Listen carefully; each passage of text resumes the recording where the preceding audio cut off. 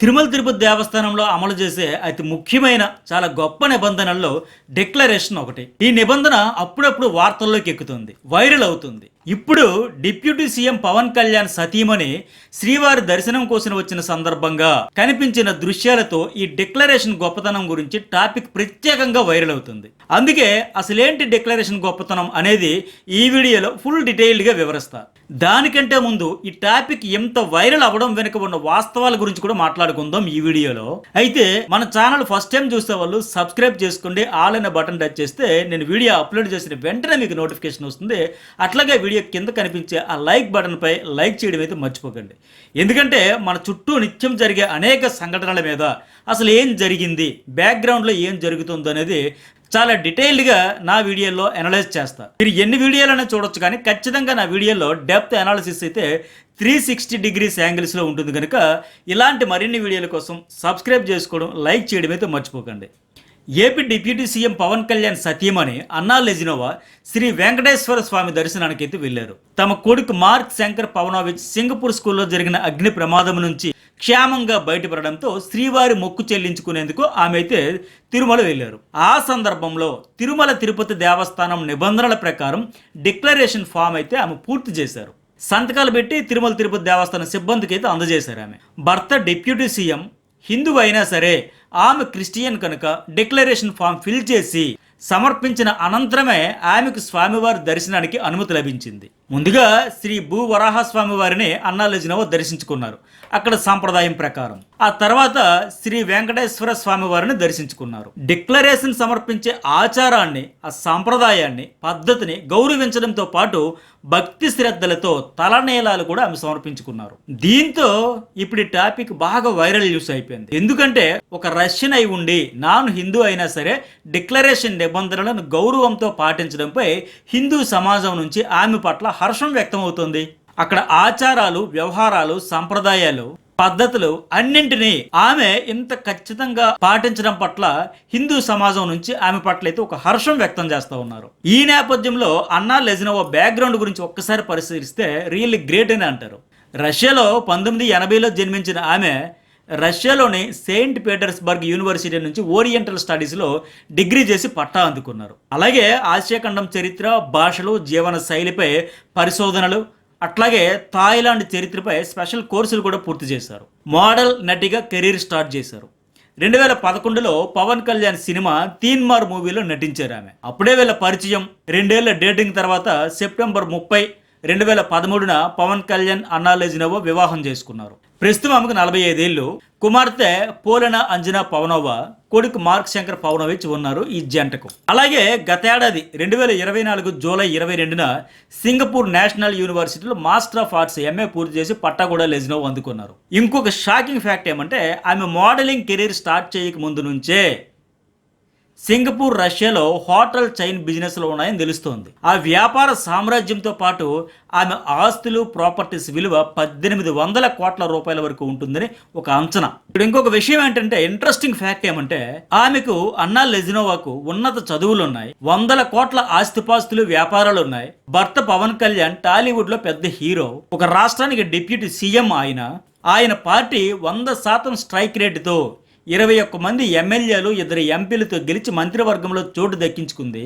ప్రభుత్వంలో ఆమె భర్త కీలక పాత్ర పోషిస్తూ ఉన్నారు. అయినా సరే ఏనాడు అన్నా లెజినోవా హంగు, ఆర్భాటం, దర్జా, దర్పం, అధికార దర్పం ప్రదర్శించింది కూడా లేదు. ఎదిగే కొద్దీ ఒదిగే ఉండాలన్నట్టే ఉంటుంది ఆమె. ఎప్పుడు కామ్ గోయింగ్, లో ప్రొఫైల్, డిగ్నిటీ మెయింటైన్ చేస్తూ ఉంటారు ఆమె. అందుకే విదేశీయురాయిలైనా సరే చాలా తక్కువ టైంలోనే కొనిదెల ఫ్యామిలీలో కలిసిపోగలిగారు ఆమె. అయితే ఇప్పుడు మళ్ళీ ఎందుకు ఈమె గురించి ఇంత టాపిక్ వైరల్ అవుతుంది అంటే, ఒక రష్యన్ అయి ఉండి క్రైస్తవురాలుగా జన్మించి అదే మతంలో కొనసాగుతూ హిందూ మతంపై, శ్రీ వెంకటేశ్వర స్వామి వారి మీద ఉన్న విశ్వాసంతో తన భక్తి శ్రద్ధలు చాటుకున్నారు. మొక్కులు తీర్చుకోవడం కోసం పూర్తి హిందూ సంప్రదాయాలు, ఆచారాలను అనుసరిస్తూ తన మతాన్ని తెలియజేస్తూ పరమతంపై నమ్మకం, గౌరవంతో 92 ఏళ్ళుగా వస్తున్న సంప్రదాయాన్ని, పద్ధతిని గౌరవిస్తూ డిక్లరేషన్ ఆమె సమర్పించారు. అలాగే 6 నెలల క్రితం ఏపీలో కూటమి ప్రభుత్వం అధికారంలోకి వచ్చాక 2024 అక్టోబర్ 2న ఈ అన్నా లెజినోవా పవన్ కళ్యాణ్ కుమార్తె పోలెన అంజనా పవనోవా స్వామివారి దర్శనానికి వెళ్లారు. అప్పుడు ఆమె కూడా ఈ డిక్లరేషన్ ఫామ్ మీద సంతకాలు చేసి నిబంధనలు అయితే పాటించారు. డిప్యూటీ సీఎం హోదాలో ఉన్న పవన్ కళ్యాణ్ దగ్గరుండి సంతకాలు పెట్టించారు.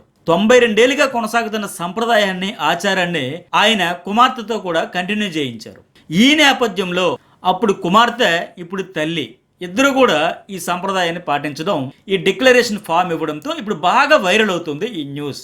ఈ నేపథ్యంలో అసలు డిక్లరేషన్ గొప్పతనం ఏంటి, ఈ డిక్లరేషన్ ఫామ్ ఎందుకు ఇవ్వాలి, ఆ ఫామ్ లో ఏ ఏ అంశాలు ఉంటాయి, ఎప్పటి నుంచి అమలు చేస్తున్నారు, అసలు అమలు చేయడానికి ఉన్న విధి విధానాలు ఏంటి, అసలు ఆ డిక్లరేషన్ ఫామ్ లో మనం ఏ వివరాలు సబ్మిట్ చేయాలి అనేది ఆసక్తిగా మారింది. ఆ డీటెయిల్స్ ఒకసారి చూద్దాం.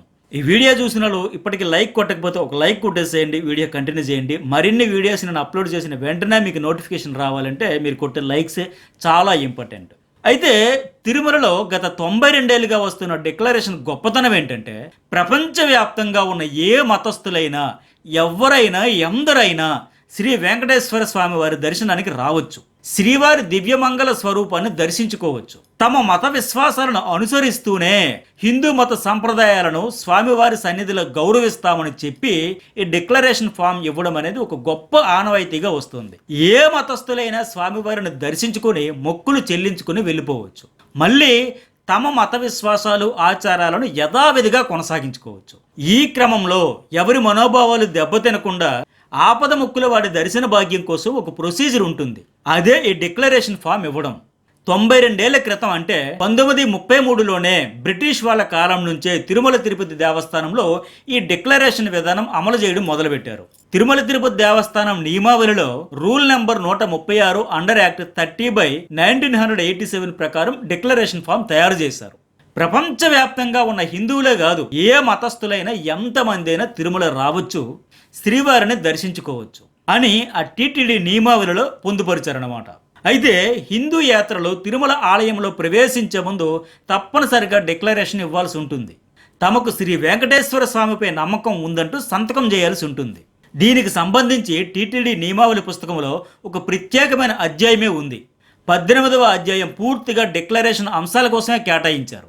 ఈ డిక్లరేషన్ ఫామ్ ఎలా ఉంటుందంటే, తిరుమల తిరుపతి దేవస్థానం ఆలయాలు ప్రజా దేవాలయాలు. హిందువులు తమ హక్కు కొద్దీ ఈ ఆలయాలను సందర్శించుకోవచ్చు. అదే సమయంలో ఇతర మతస్థులు కూడా ఈ ఆలయాల్లోకి రావచ్చు. దానిపై ఎలాంటి అభ్యంతరము లేదు. అయితే టీటీడీ ఆలయాల్లోకి ప్రవేశించే ముందు అన్య మతస్థులు తప్పనిసరిగా డిక్లరేషన్ ఫామ్ ఇవ్వాలి అని ఆ ఫారం మొదటలోనే పేర్కొన్నారు. అంటే హిందూ భక్తులు కాకుండా క్రైస్తవులు, ముస్లింలు, సిక్కులు, బౌద్ధులు, జైనులు, ఇలా ఏ ఇతర మతస్థులైనా వాళ్ళ రిలీజియన్ తెలుపుతూ ఫామ్ ఫిల్ చేయాలి. అందులోనే నాకు శ్రీ వెంకటేశ్వర స్వామి వారి మీద సంపూర్ణ విశ్వాసం ఉంది, అందుకే ఆ స్వామివారి దర్శనానికి వస్తున్నాం అని రాసి ఉండే అంగీకార పత్రమే ఈ డిక్లరేషన్ ఫామ్. ఇందులో భక్తుల పేరు, ఇంటి పేరు, పూర్తి address, phone number, ID proof కోసం driving licence, Aadhaar card, voter card, ration card, passport ఏదైనా ఒకటి ఇస్తే సరిపోతుంది. ఇలా డిక్లరేషన్ ఫామ్ ఇచ్చే భక్తులు ఏ ఆలయంలోకి వెళ్ళాలనుకుంటున్నారో, ఏ ఆలయంలోని దేవుడిని దర్శించుకోవాలనుకుంటున్నారో ఆ ఆలయం పేరు, దేవుడి పేరు రాసి ఆ దేవుడిపై విశ్వాసంతో ఆరాధనను కొనసాగిస్తామని, గౌరవిస్తామని అంగీకరిస్తూ సంతకం చేయాలి. ఈ ఫామ్పై సాక్షులు కూడా సంతకం చేయాల్సి ఉంటుంది. ఈ డిక్లరేషన్ ఫామ్ 3 కాపీలుగా తయారు చేశారు. అందులో ఒక ఫామ్ టీటీడీ దేవస్థానం రిజిస్ట్రింగ్ ఆఫీస్కి పంపిస్తారు. రెండో ఫామ్ పేస్ కేర్స్ ఆఫీస్కి పంపిస్తారు. అంటే దర్శనానికి సంబంధించిన మొత్తం వ్యవహారం చూసే డిపార్ట్మెంట్కి వెళ్తుంది. మూడో కాపీ దర్శనానికి వచ్చిన భక్తులు తమతో ఉంచుకోవాలి. ఆ ఫామ్ స్వీకరించిన దేవస్థానం అధికారులు స్వామివారి దర్శనానికి వీళ్ళకి అనుమతిస్తారు. దేశంలో చాలా ప్రార్థనా మందిరాల్లోకి ఇతర మతస్థులకు అనుమతి లేదు. అఫ్ కోర్స్ ఆ మత ఆచారాలు, వ్యవహారాలు, విశ్వాసాలను బట్టి అది ఆధారపడి ఉంటుంది. కానీ ఈ తిరుమల తిరుపతి దేవస్థానంలో గొప్ప విషయం ఏంటంటే ఎవరైనా రావచ్చు. అందుకోసం జస్ట్ డిక్లరేషన్. ఇక్కడ దర్శన భాగ్యం చేసుకున్నంతసేపు ఆ స్వామివారి సన్నిధిలో ఆ మత ఆచారాలు, వ్యవహారాలకు సంబంధించి విధానాలు పాటిస్తూ స్వామివారి పట్ల నమ్మకం ఉంది అని తెలియజేస్తూ ఇచ్చే పత్రమే ఈ డిక్లరేషన్ ఫామ్. దర్శనం అనంతరం మళ్ళీ యథావిధిగా మీరు ఏ మతమైనా కొనసాగించవచ్చు. అది ఈ డిక్లరేషన్లో ఉన్న గొప్పతనం.